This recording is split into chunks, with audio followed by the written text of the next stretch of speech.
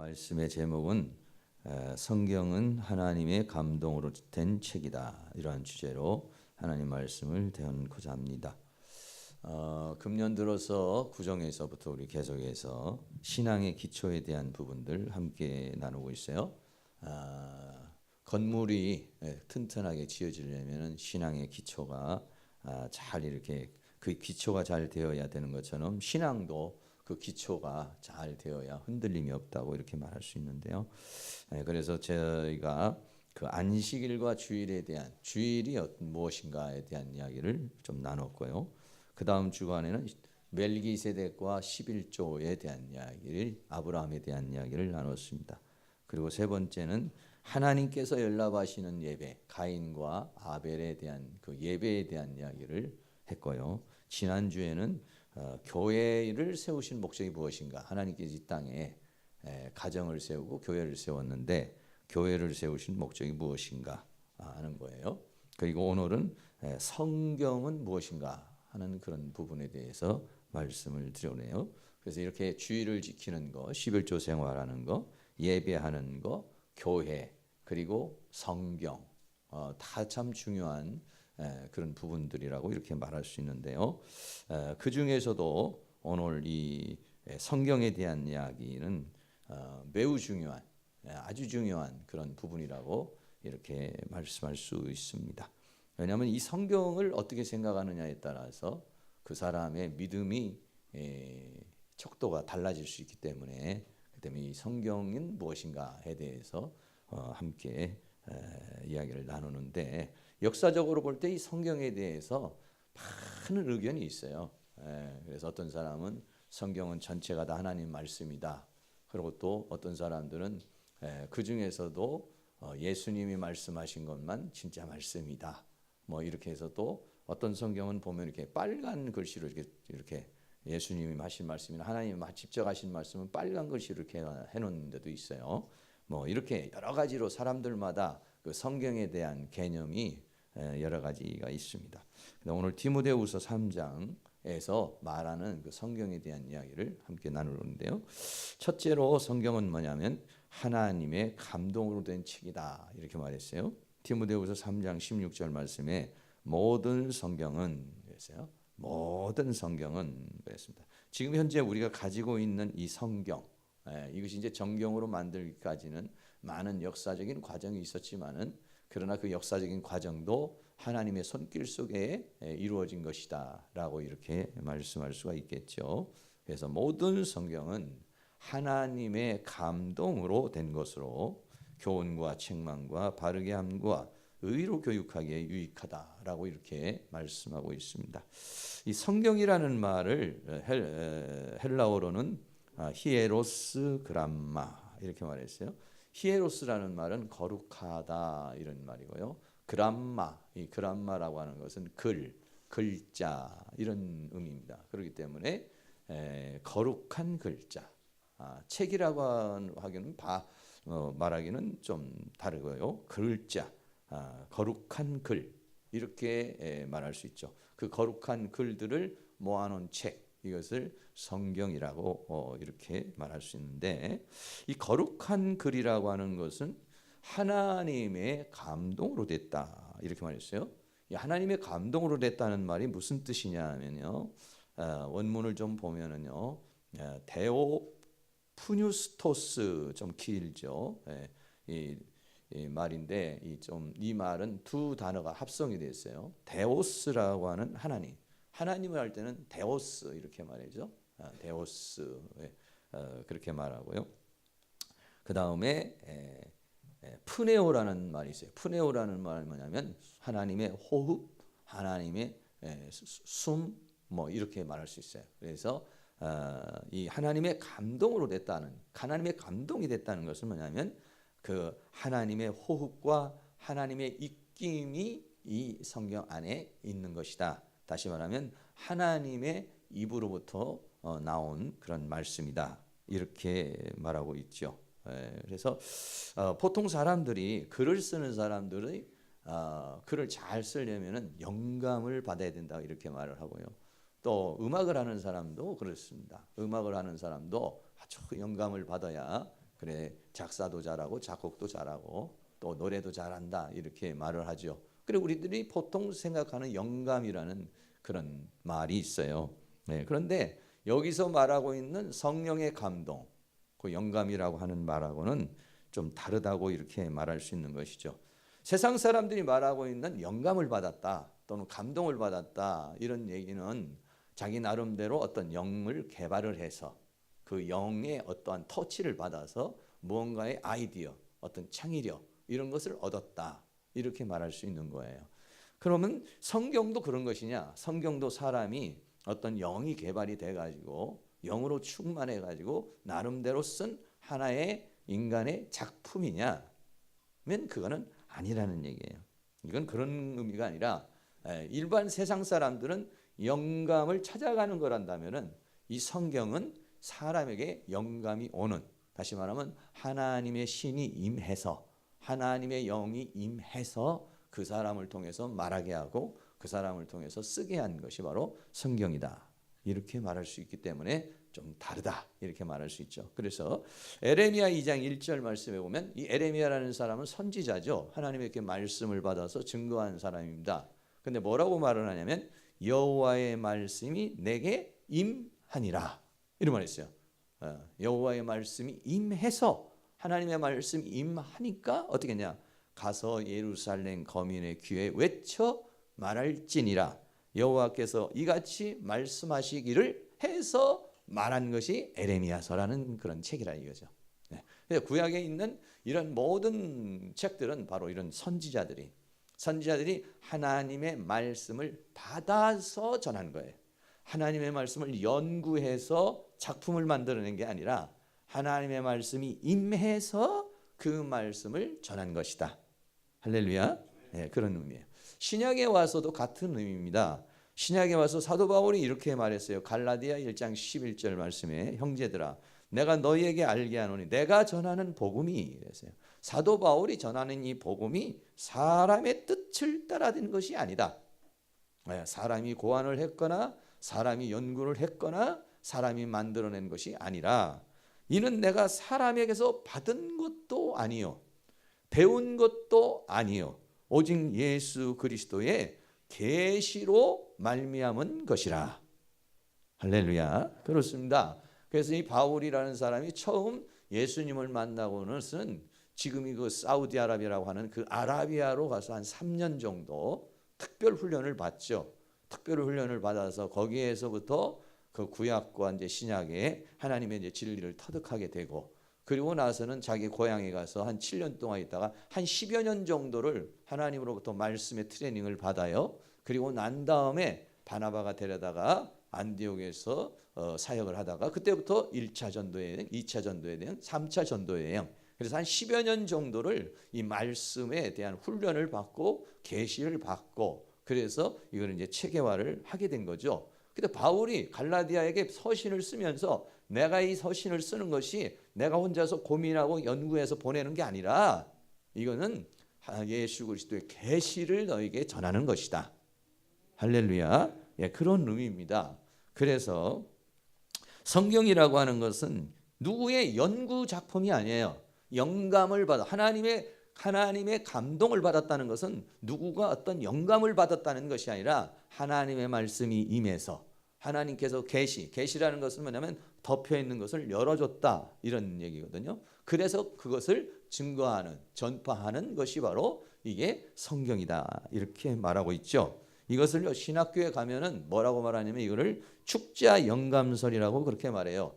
축자 영감설이라는 건 뭐냐면 이 성경에는 글자 한자 한자 물론 우리 지금 현재 한글을 말하는 건 아닙니다. 원문에 있는 히브리어나 헬라어를 말하는 거예요. 네. 글자 한자 한자에 다 그것은 하나님의 전적인 주권의 역사 속에 하나님이 증거해 주신 말씀이다. 이거를 축자 영감설이라고 이렇게 말해요. 마태복음 5장 17절에는요. 진실로 너희에게로니 천지가 없어지기 전에는 율법의 1.1핵이라도 반드시 없어지지 않냐고 다 이루리라 했어요. 여기서 말하는 1.1핵이라는 것은 히브리어를 보면요 점이 많이 있어요. 이중점도 있고 위에 붙는 점도 있고 밑에 붙는 점도 있고 여러 점들이 있는데 그 점이나 획들이 있어요. 이런 것도 변하지 않고 다 어떠냐? 이루어질 것이다. 그래서 우리는 지금 이것을 하나님의 모든 말씀은 축자연감 모든 한 획 한 점에도 하나님의 숨길이 있고 하나님의 입김이 있고 하나님의 입에서 나온 말씀으로 받아들이는 것이죠. 물론 마태복음하고 마가복음하고 누가복음하고 이렇게 보면은 마태복음이 증거하는 예수님이 다르고 마가복음이 다른 증거하는 예수님이 달라요. 다르다기보다는 이제 다른 각도에서 증거했죠. 그리고 또 마태복음에는 마태라고 하는 그 사람의 고유의 성격이나 스타일도 거기에 포함이 돼 있어요. 요한복음에는 요한이라는 사람의 스타일이나 그 사람의 성격이나 신앙의 정도도 거기에 포함이 돼 있어요. 하나님은 그 사람의 특성을 살려서 특성과 그 사람의 지식 정도와 모든 것을 살리시지만은 그러나 이 모든 것을 완성하신 분은 하나님이시다. 할렐루야. 예, 이게 바로 성경이라고 하는 것입니다.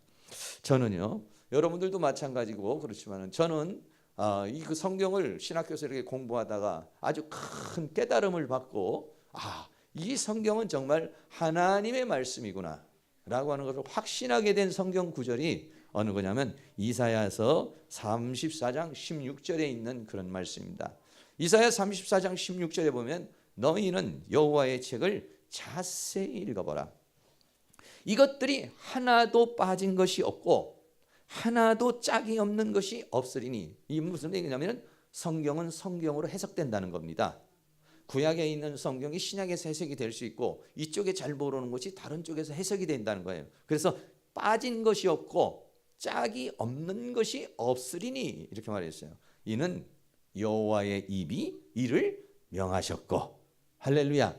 네, 하나님께서 말씀하신 것을 사람이 받아서 증거한 것이다 이런 거예요.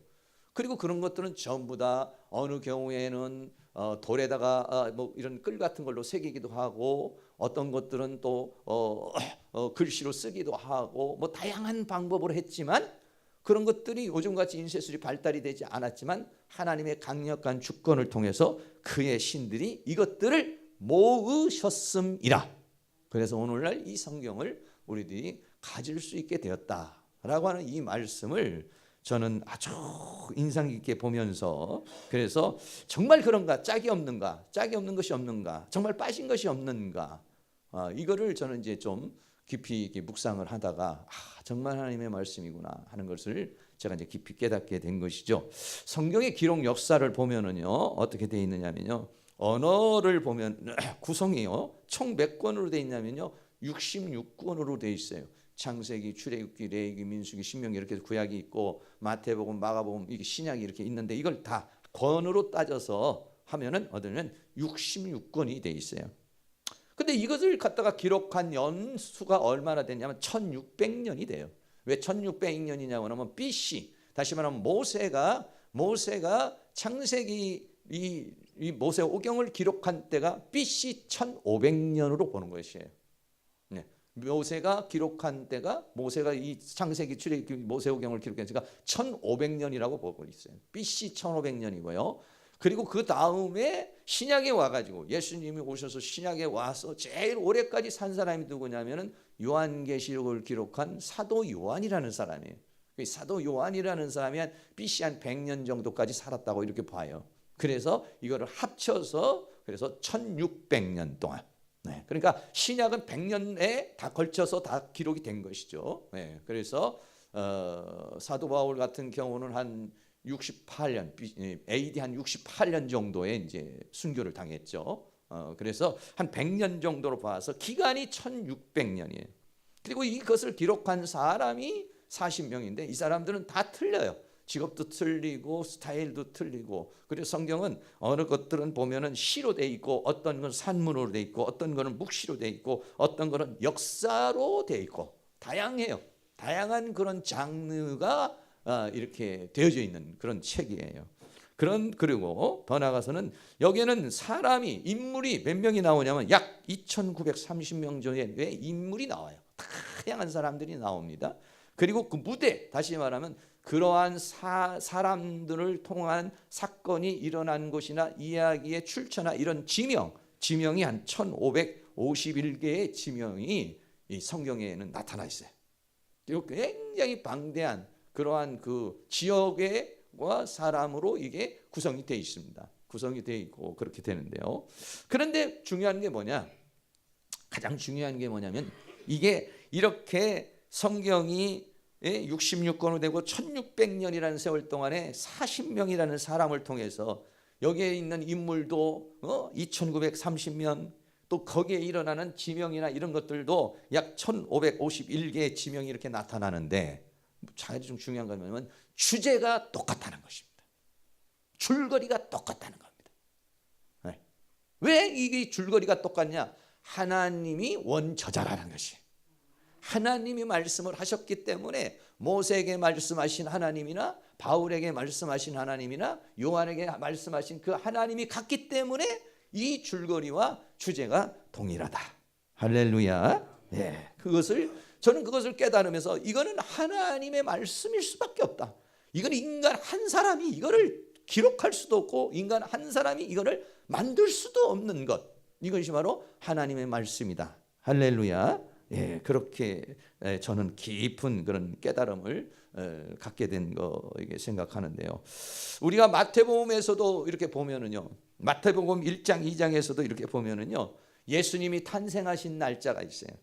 보라, 예수님이 마리아를 통해서 잉태를 했는데 거기에 대해서 이사야서 7장 14절에 뭐라고 그러면 처녀가 잉태하여 아들을 낳으리니 다 이렇게 다 그렇게 어떻게 말합니까? 성경에서는요, 그 모든 것들에 대해서 그 예언에 대해서 그 사건이 일어난 상황, 그 예언된 구약에서 예언된 사건을 통해서 예수님이 마리아에게도 탄생하시고 베들레헴에도 탄생하시고 애굽으로 피신도 가시고 또는 나사렛으로 다시 돌아오고 마태복음 1장 2장만 해도 구약을 5번을 인용을 해요. 무슨 얘기냐면 바로 이사야를 통해서 호사야를 통해서 또는 미가를 통해서 증거되어진 예수님이 이 땅에 오신 것이다. 할렐루야.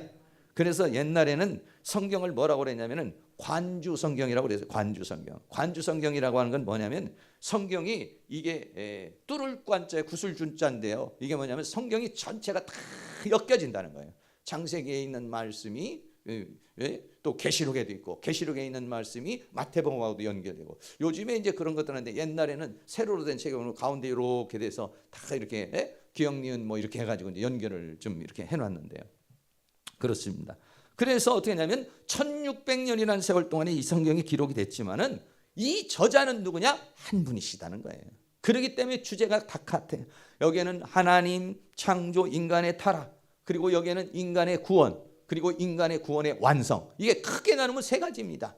하나님께서 창조하셨지만 인간은 타락했다. 그래서 하나님께서 인간을 구원하셨고 그 구원의 완성은 이런 것이다. 이게 성경의 전체적인 줄기인데 이것이 창세기 또 나타나 있고 역사서에서도 나타나 있고 여러 모든 곳에도 그 주제가 동일하다는 것은 바로 하나님이 바로 이 성경에 말씀하신 분이시다는 것이죠. 그거를 베드로후서 1장 20절에 이렇게 말했어요. 먼저 알 것은 경의 모든 예언은 사사로이 풀 것이 아니니, 사사로이라는 것은 개인적인 어떤 지식이나 힘으로 풀 것이 아니니 예언은 언제든지 사람의 뜻으로 낸 것이 아니요. 여기서 예언이라는 것은 성경을 가르쳐 말하는 건데요. 오직 성령의 감동하심을 입은 거룩한 사람들이 하나님께 받아서 말한 것이다. 이걸 누가 얘기한 거냐? 베드로가 또 그렇게 얘기를 했어요. 아까 바울도 그렇게 얘기를 했지만은 베드로도 그렇게 이야기를 했다. 그래서 성경이 뭐냐면 성령의 감동을 받은 책이다. 이 감동을 받았다는 것은 사람이 연구를 했다는 것이 아니라 이건 어떻습니까? 하나님의 말씀이 임한 걸 증거한 것이다 이런 얘기예요. 근데 오늘날 우리는 다르죠. 오늘날 우리도 막 하나님의 말씀이 증거되는 게 아니라 우리는 하나님의 말씀을 보는데 아니면 또 여러분이 하나님의 말씀을 들으면서 깨닫는 것이죠. 이건 뭐냐면 성령의 감화와 감동이라는 거예요. 똑같은 성령의 감화와 감동이지만은 우리는 말씀을 통해서 그 말씀의 의미를 깨닫는 것입니다. 그러나 구약에 있는 사람이나 성경에 기록된 사람들은 하나님의 말씀을 받아서 전한 것이고, 우리는 그 받은 말씀을 오늘 풀어서 해석해서 깨닫는 것이죠. 할렐루야. 저희는요, 이 말씀이 성령의 감동을 받아서 기록된 책이라는 것을 두 가지로 의미로 생각할 수 있는데, 하나는 뭡니까? 하나님의 입에서 나온 말씀이라는 사실이고, 우리가 이 말씀을 읽으면서 동일한 건 깨달음과 어떤 때는 감동과 또 나를 변화시키는 힘과 능력을 볼 때 이것이 하나님의 말씀인 것을 우리가 확신할 수 있습니다. 두 번째는요, 이 하나님의 말씀은요, 구원에 이르는 지혜가 있다, 이렇게 말했어요. 디모데후서 3장 15절 말씀에 또 내가 어려서 성경을 알았나니 성경은 능히 너로 하여금 그리스도 예수 안에 있는 믿음으로 말미암아 구원에 이르는 지혜가 있게 하느니라. 네. 여기서 말하는 이 구원이라고 하는 거, 이 구원이라는 것은 말이면 첫째는 내가 죄에서 구원을 얻는 것입니다. 두 번째는 어떻게 보면 내가 죽음이라고 하는, 사망이라고 하는 곳에서 구원을 받는 것입니다. 또 이 세상에 살아가면서 다양한 각종 여러 가지 많은 상황에서 하나님 앞에 구원을 받는 것이에요. 이 성경은 그런 능력이 있다는 것입니다. 다른 책을 봐가지고는 죄에서 구원을 얻는 거 어려워요.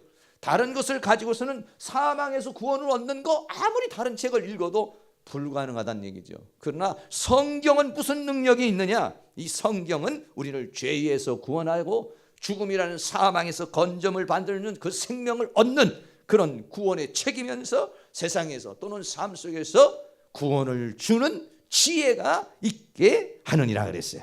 그는 로마서 1장 16절에 바울은 이렇게 고백합니다. 내가 복음을 부끄러워하지 아니하노니 이 복음은 믿는 자에게 구원을 주시는 하나님의 능력이 됨이라 그랬어요.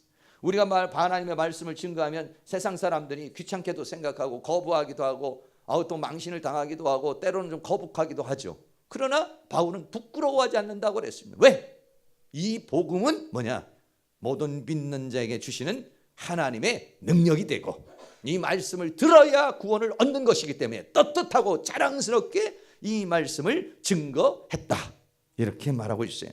시편 19편 7절 말씀에는 여호와의 말씀은 완전하여 인간의 영혼을 소생케 하고 여호와의 증거는 확실하여 우둔한 자를 지혜롭게 하고 여호와의 교훈은 정직하여 마음을 기쁘게 하고 여호와의 계명은 순결하여 눈을 밝게 하도다. 할렐루야. 그렇습니다. 하나님의 말씀은요, 신기한 능력이 있어요.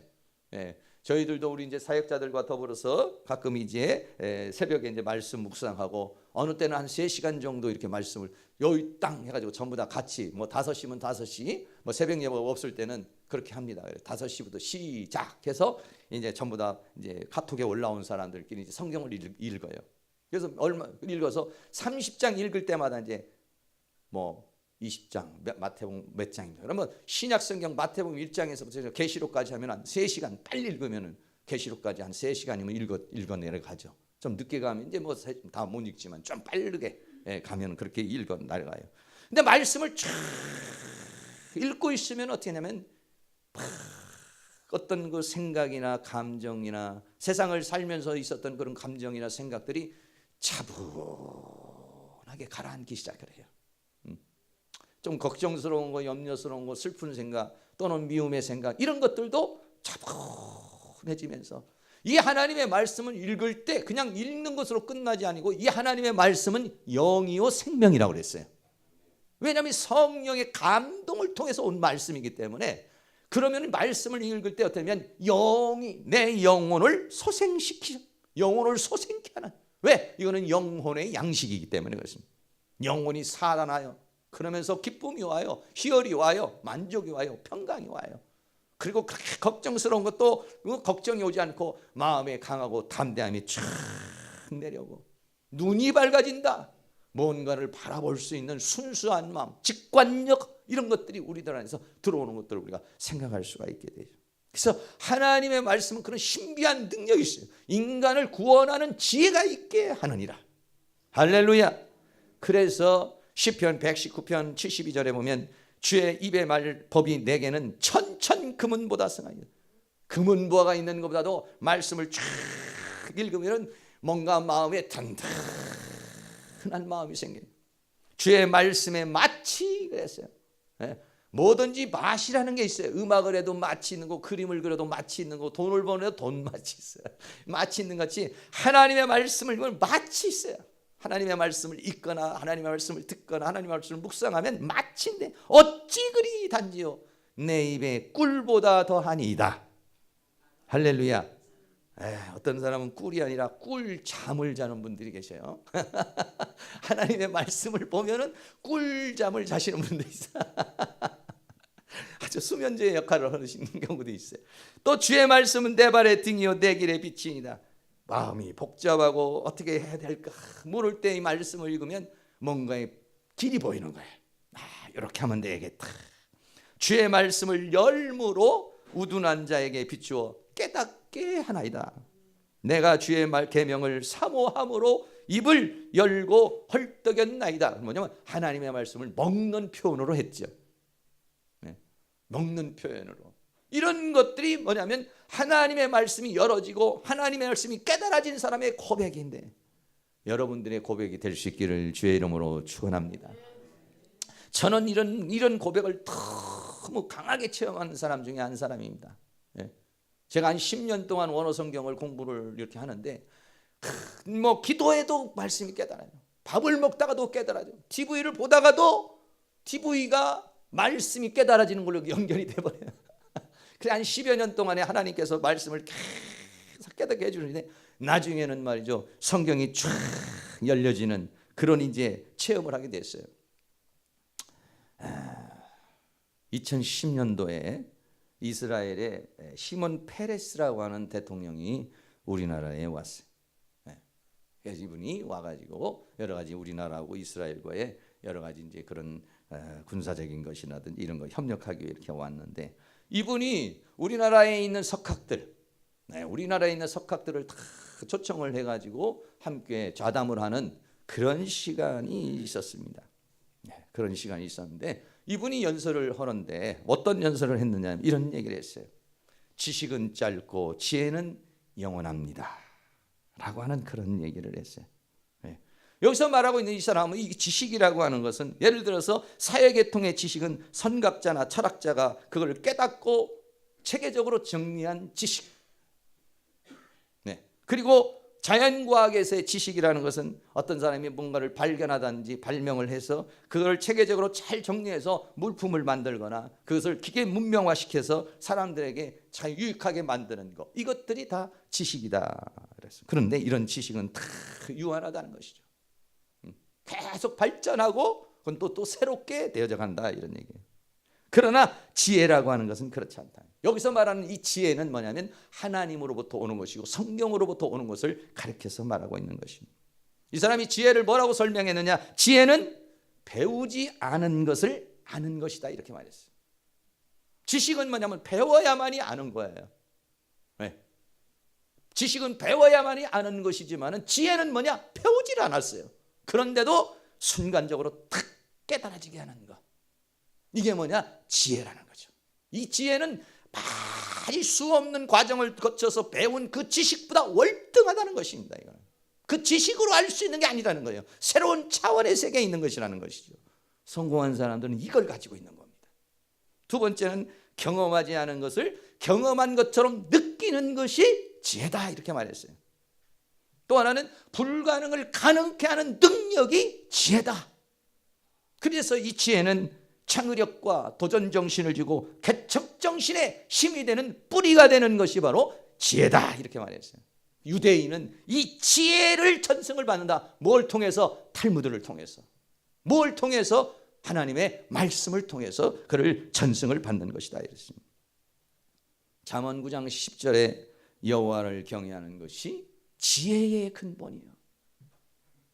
여러분 세상에서 여러분들이 막 이렇게 살다가 교회에 오면은 다시 정신을 이렇게 모으게 되는데 하나님을 경외하게 되면 하나님과의 순수한 관계와 진실한 관계와 참된 관계와 거룩한 관계를 갖잖아요.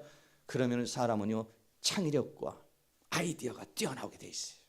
그러나 막 세상이나 이런 데다가 막 젖어 있게 되면요 이 창의력이 떨어지게 돼 있어요. 그래서 지혜의 근본이 어디냐?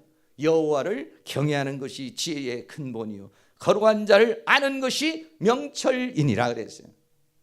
그래서 어느 교회에서는요, 수포자들 데려가요. 수포자들이 뭐냐면 우리 학생들 중에 수학을 포기한 자들을 수포자들.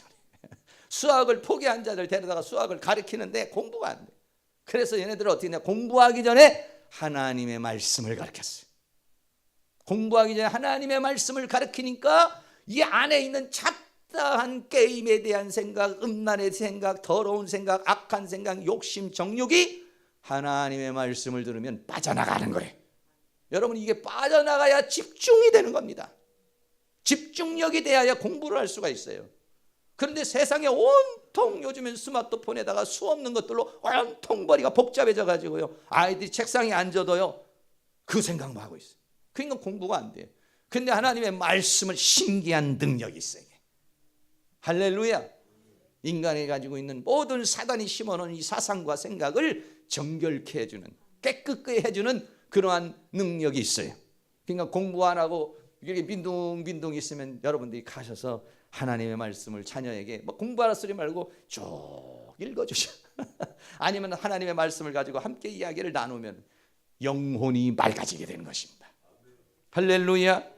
그래서 신명기 28장 1절에 뭐라고 하냐? 내가 내 하나님 여호와의 말씀을 삼가 듣고 내가 오늘날 내게 명하는 그 모든 명령을 지켜 행하면 내 하나님 여호와께서 너를 세계 모든 민족 위에 뛰어나게 하실 것이다. 할렐루야. 왜? 하나님의 말씀이 그런 능력이 있다는 것입니다. 세 번째는 하나님의 사람으로 온전케 한다, 이렇게 말하고 있습니다. 오늘 디모데후서 3장 17절 말씀에 이는 하나님의 사람으로 온전케 한다. 세상 사람도 아닙니다. 짐승의 사람도 아닙니다. 정욕의 사람도 아닙니다. 하나님의 사람으로 온전케, 모든 선한 일을 행하기에 온전케 하려 함이라 그랬어요.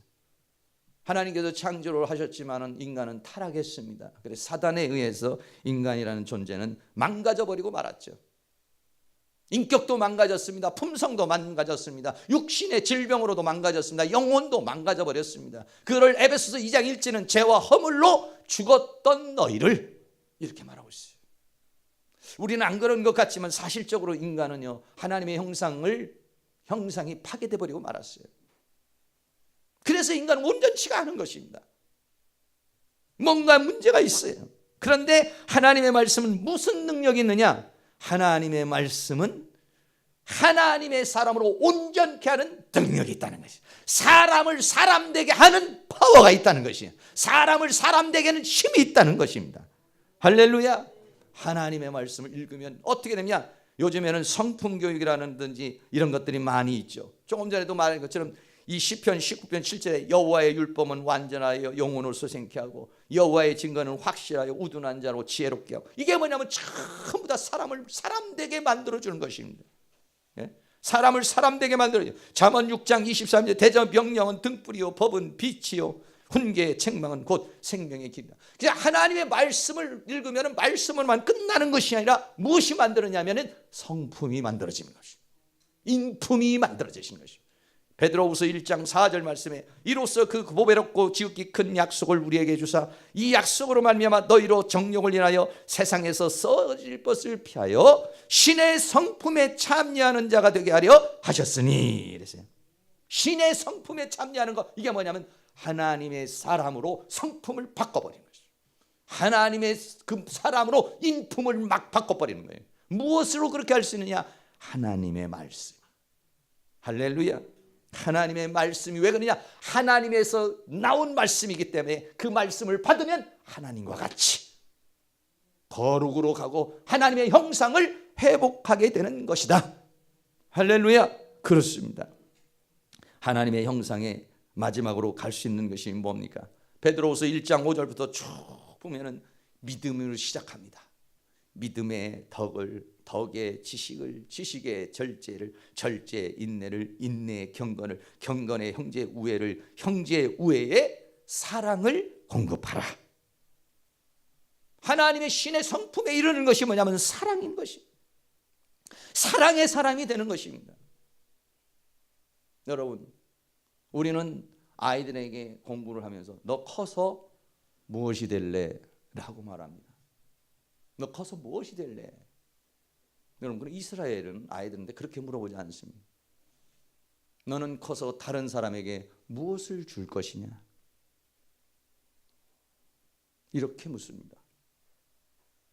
너는 커서 다른 사람에게 어떤 유익을 줄 것이니? 우리는 어떻습니까? 너 커서 어떻게 성공할 것이냐? 너의 욕망, 너의 희망, 너의 원하는 것을 성취하고 달성하라, 이런 얘기지만은, 그런 이스라엘은 그렇게 말하지 않습니다. 너는 앞으로 커서 다른 사람에게 무슨 유익을 줄 것이냐? 이기주의로 살지 않고 이타주의로 살게 하는 것입니다. 왜? 성경이 말하는 게 뭡니까? 하나님 사랑, 이웃 사랑인 것입니다. 할렐루야. 사랑하는 모든 성도님, 어떤 사람이 그래요? 열심히 배워서 남 주냐? 네, 남 주는 겁니다. 내가 뭐 열심히 배워서 나 성공하는 것도 중요하지만, 열심히 배워서 다른 사람 배부르게 하고 다른 사람 가르쳐주고 다른 사람 주려고 공부하는 것, 이게 진짜인 것입니다. 이런 사람이야말로, 이기주의적인 사람은 가정에서는 대단할지 모르겠습니다. 조그만 어떤 지역에서는 대단할지 모르겠지만 큰 사람이 못 되는 겁니다. 이타주의로 사는 사람, 세계를 바라보는 사람이 큰 사람이 될 줄로 믿습니다.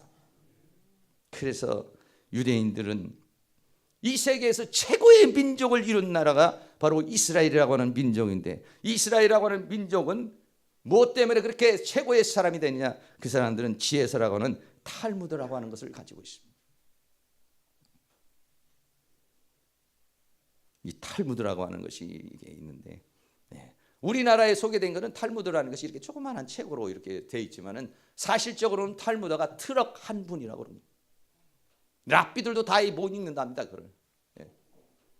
근데 그거를 갖다가 요약한 것이 뭐냐면요, 미시나라고 하는 것입니다.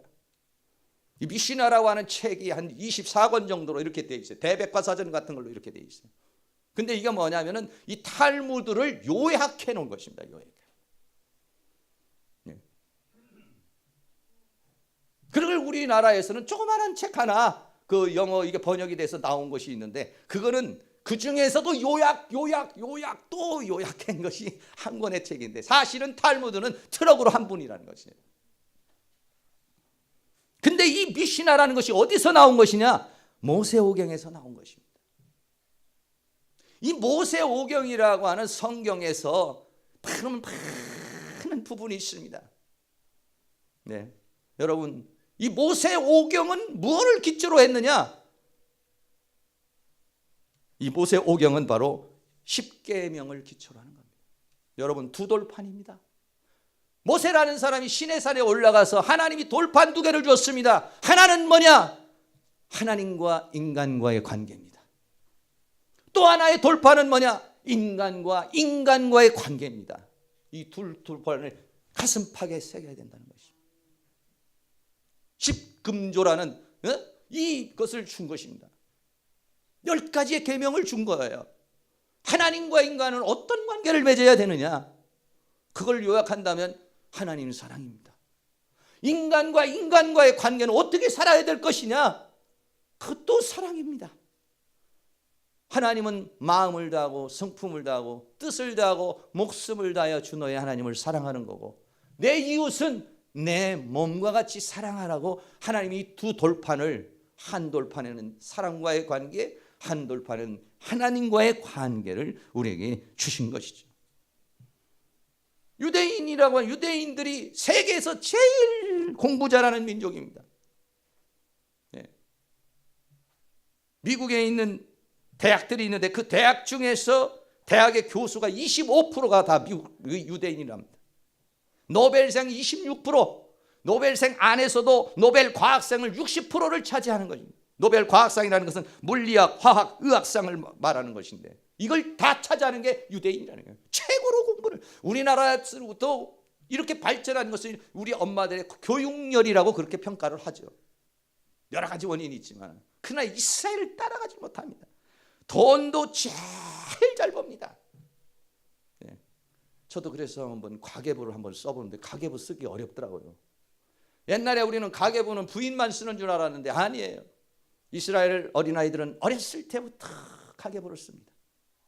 잘 짜겠습니다. 돌잔치 되면 그 들어온 돈을 모아놓습니다. 모아놓은 돈을 가지고 이 아이가 어느 정도 성년이 되면 그 돈을 이 아이에게 줍니다. 근데 완전히 주지 않습니다. 부모가 관리하면서 그게 1,000만 원이 됐든 2,000만 원이 됐든 이 아이의 인생 미천입니다. 그걸 가지고 이 아이가 증권에 투자도 하게 하고 이거를 가지고 사회에서 이 돈 버는 방법을 가르쳐 줍니다. 철저하게 해서 아이들이 조금만 앉아서 세계의 정세를 알아버려요. 나는 증권 봐도 뭔 얘기인지 모르겠어요. 올라갔다 내려갔다 해도 뭔 얘기인지. 그러나 이 아이들은 어렸을 때부터 그래서 돌잔치 하면 돌잔치 날이 뭐냐면 그 돌잔치 할 때 뭐 잔치를 떠벌리는 것이 아니라 돌잔치 할 때 그 돈을 이 아이의 인생 미천을 주는 겁니다.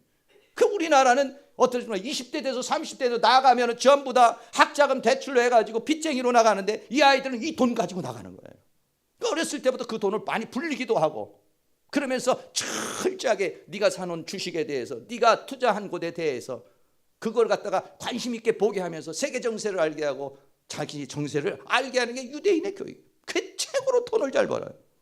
전쟁, 우리나라는 미군이 와가지고 있으니까 이 북한이 저렇게 있는 거죠. 이스라엘은 우리나라보다 인구가 더 적습니다. 사실적으로 이스라엘에 거주하는 사람은 500만도 안 돼요. 요즘은 어떤지 모르지만. 근데 거기에는 타 지역에서 온 군인은 하나도 없어요. 자국민이 나라를 지킵니다. 맨 나라를 우리는 북한하고 싸우죠. 그 사람들은 주변에 썰렸다는 1억 5천 아랍인하고 싸우는 겁니다. 한 번도 안 졌어요. 전쟁 제일 잘합니다. 그래서 미국에서 무기 거래하려면 유대인들이 다 잡고 있는 겁니다. 저는 뭐 가보지는 않았지만 뻔하죠. 왜? 이 사람은 수태계 전쟁만 해본 사람들이기 때문에 무기 만드는데 어떻게 싸야 되는 거 다 아는 사람들입니다. 농사 짓는 거 우리나라 새마을 운동할 때 거기 가서 배워온 겁니다. 덴마크 가서 배우고 거기 가서 배워온 것입니다. 철학, 예술, 심리학 유태계 계통에 있는 사람들이 와요. 그래서 이 세계를 지배하는 것은 지금 세계를 지배하는 것은 미국이지만 미국을 지배하는 것은 유대인입니다. 아니 미국뿐만 아니라 세계를 지배하는 사람들이 누구냐? 바로 유대인이라는 것이에요. 어떻게 그렇게 유대인들이 그렇게 놀라운 그러한 사람들이 될 수 있느냐? 그 민족 정신을 창출하는 셈이 어디냐? 가정이라는 거예요. 그 가정에서 누구냐? 엄마라는 거예요. 엄마가 어떻게 그렇게 교육할 수 있냐? 바로 탈무드라는 것이에요. 그 탈무드 안에는 모든 기록이 다 돼 있습니다. 그 탈무드 안에는 그 탈무드의 원천이 뭐냐면 십계명이라는 겁니다. 여기에 기초해서 하나님과 인간과의 관계, 사람과의 관계, 여기에 관계돼서 내가 이럴 때는 어떻게 살아라, 저럴 때는 어떻게 살아, 다 랍비들이 그것을 수없이 기록해놔서 그것을 가지고서 엄마가 교육하고 가정에서 교육하고 그래서 결국은 뭐냐? 이 사람들이 세계에서 뛰어난 그런 존재가 되고 있다라고 하는 것입니다. 아까도 말씀을 드렸습니다만 내가 내 하나님 여호와의 말씀을 삼가 듣고 내가 오늘날 내게 명하는 그 모든 명령을 지켜 행하면 내 하나님 여호와께서 너를 세계 모든 민족 위에 뛰어나게 하실 것이다. 오늘 이 신명기 28장 1절에 있는 말씀을 이스라엘이라는 민족을 통해서 직접적으로 오늘날 우리에게 보여주고 있는 것입니다. 할렐루야. 그래서 오늘 신명기에서는 오늘날 내가 내게 명하는 이 말씀을 마음에 새기고 내 자녀에게 부지런히 가르치며 집에 앉았을 때는 길에 행할 때는 누워있을 때든지 일어날 때도 이 말씀을 강론할 것이며 너는 또 그것을 내 손목에 메어 기호로 삼고 미간에 붙여 표를 삼고 내 집 문설주와 바깥문에 기록할지니라. 그러면 세계에 뛰어난 존재가 된다는 거예요. 성경 말씀은 우리가 봤을 때는 이건 너무 아니야, 뭐 여러 가지 우리 나름대로 짜집게 할 부분이 너무 많은 것 같지만은 그러나 이것이 표준입니다. 이것이 뭐냐면 진리인 것입니다. 할렐루야. 결론 맺습니다. 성경은 하나님의 감동으로 인간의 감동을 받아서 아무리 세계적인 피아니스트나 세계적인 작곡가나 세계적인 어떠한 예술가나 이런 사람이 갖는 영감하고는 차원이 달라. 왜? 이거는 하나님의 그냥 오신 것이니까. 하나님의 말씀이 온 것, 진리가 온 것, 하늘의 세계가 와버린 거기 때문에 차원이 다른 거예요. 네. 차원이 다른 지혜예요. 그래서 이거를 인간의 구원에 이르게 하는 지혜가 있고 인간을 온전케 하는, 인간을 인간되게 만드는, 아니 인간을 최고의 존재로 만드는 능력이 있다. 이 말씀으로 사랑하는 모든 성도님이 다 승리할 수 있고 세계적인 베스트셀러인데 세계적으로 잘 안 읽는 책입니다. 이 말씀 묵상해서 승리할 수 있기를 주의 이름으로 축원합니다. 할렐루야. 찬양 같이 한번 하고 오늘 기도 한번 하겠습니다. 하나님 말씀 많이 있게 해주시고 그 말씀을 통해서 승리할 수 있게 해달라고 기도하시고 그동안에 말씀 못 본 것도 좀 기도하시기 바랍니다. 예수도 알기 원하면 506장 같이 찬양하겠습니다.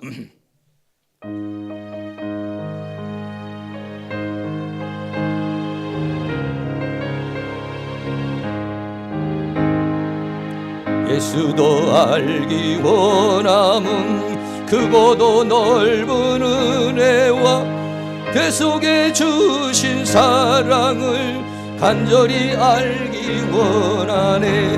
내 평생의 소원, 내 평생의 소원, 대속에 주신 사랑을 간절히 알기 원하네. 성령이 스승되셔서 진리를 가르치시고 거룩한 뜻을 깨달아 예수를 알게 하소서.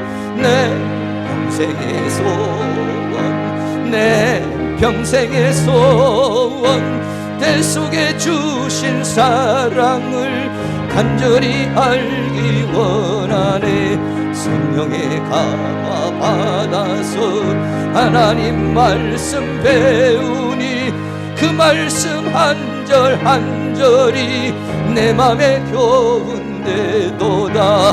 내 평생의 소원, 내 평생의 소원, 대속에 주신 사랑을 간절히 알기 원하네. 예수가 계신 보좌는 영광에 들려 있도다. 평화의 왕이 오시니 그 나라 왕성하도다.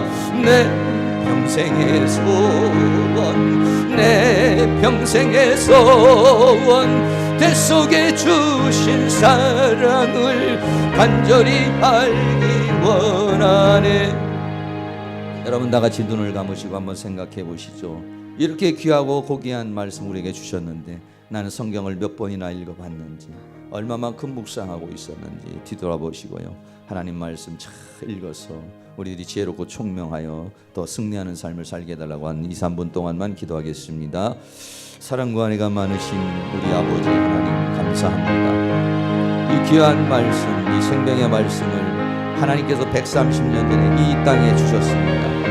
아버지 하나님, 이 고귀하고도 귀중한 이 말씀을 우리에게 주셨으며 이 말씀 한 절 한 절을 우리가 잘 깨닫고 알아서 하나님 말씀 안에서 승리하며 살아갈 수 있는 저희들이 되어줄 수 있도록 도와주시기를 원합니다.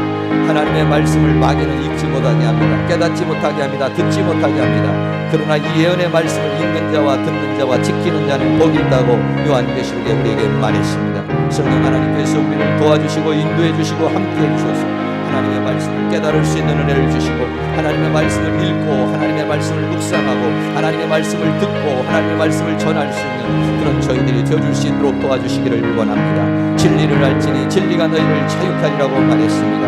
하나님의 말씀은 진리입니다. 내가 곧 길이요 진리요 생명이라고 주님 말씀하셨습니다. 우리가 이 말씀을 잘 읽음으로 말미암아서 우리 안에 숨겨져 있는 사단이 심어놓은 감정과 생각들이 뿌리 뽑혀지고 그리스도의 영상, 하나님의 영상을 회복하고 그 말씀을 따라 승리하는 우리의 삶의 역사가 이루어질 수 있도록 우리 안에 그 큰 능력으로 역사해 주시며 주의 권능으로 역사해 주시고 주의 은총으로 함께해 주시기만을 간절히 원합니다. 주님 도우시고 인도하여 주시옵소서. 이 땅에 이 말씀, 하늘에 이 소리가 오기까지는 130년 전에 수많은 사람들이 대동강변에서 수많은 사람이 피를 흘려 이 말씀이 왔습니다. 이 생명의 말씀, 이 영원한 살아있는 이 말씀을 우리에게 주셨는데 우리가 이 말씀을 소홀히 한 때가 있고 또 성경을 한 번도 읽어보지 못한 경우도 있습니다. 하나님, 이 소중한 말씀 우리들이 잘 읽음으로 이 말씀을 통하여서 우리가 지혜를 얻게 하여 주시옵시고 이 말씀을 통해서 우리의 심령에 하나님의 성품이 이루어지게 하여 주시옵시고 온전한 사람을 이루어 죄와 사망과 세상과 사단을 이기는 저희들이 되어줄 수 있도록 도와주시기를 원합니다. 이 예언의 말씀을 읽는 자와 듣는 자와 지키는 자는 복이 있나니 때가 가까움이라. 요한계시록 1장에 우리가 그렇게 말했습니다. 이 말씀을 읽고 듣고 지키는 자가 되어 승리하는 그런 하나님의 모든 축복을 받는 그런 은혜의 역사가 있도록 은혜 내려 주시옵소서. 예수 그리스도의 이름으로 기도하옵나이다. 아멘. 우리 다 같이 자리에 일어나셔서 241장 한 장 더 힘있게 하겠습니다. 하나님 아버지 주신 책은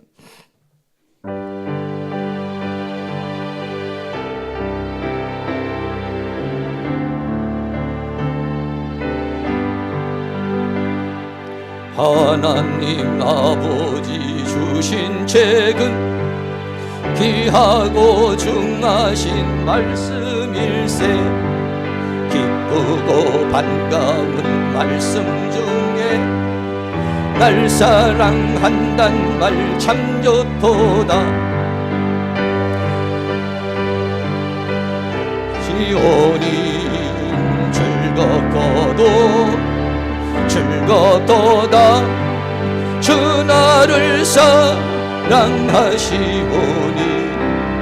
나는 참 기쁘다.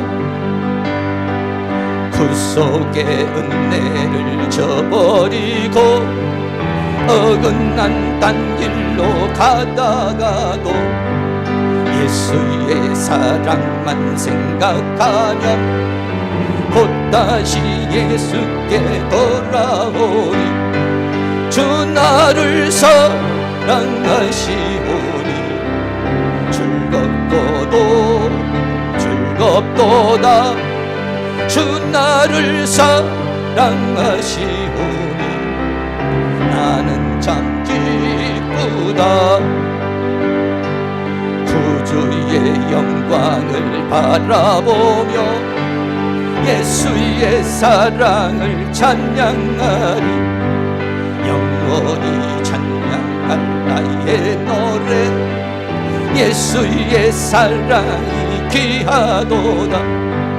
주 나를 사랑하시오니 즐겁고도 즐겁도다. 주 나를 사랑하시오니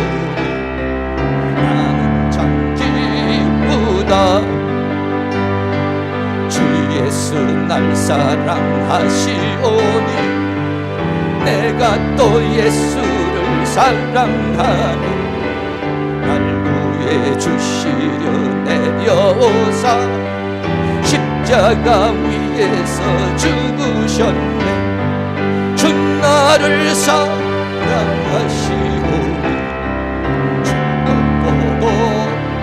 즐겁도다.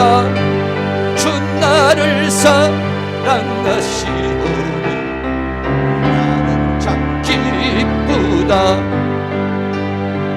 주 예수 날 사랑하시오니 마귀가 놀라서 물러가네. 주 예수 이렇게 사랑하니 우리는 어떻게 보답할까. 주 나를 사랑하시오니 즐겁고도 즐겁도다. 주 나를 사랑하시오니 나는 참 기쁘다. 아멘. 지금은 길이요 진리요 생명이 되시는 예수 그리스도의 은혜와 하나님 아버지의 영원하신 사랑하심과 성령님의 감화감동 교통 충만 인도하시는 은혜의 역사가 이 시간 사랑하는 모든 성도의 머리 위에 가정 위에 삶 위에 이 교회 위에 학교 위에 민족 위에 세계 위에 지금으로부터 영원토록 함께 있을지어다. 아멘.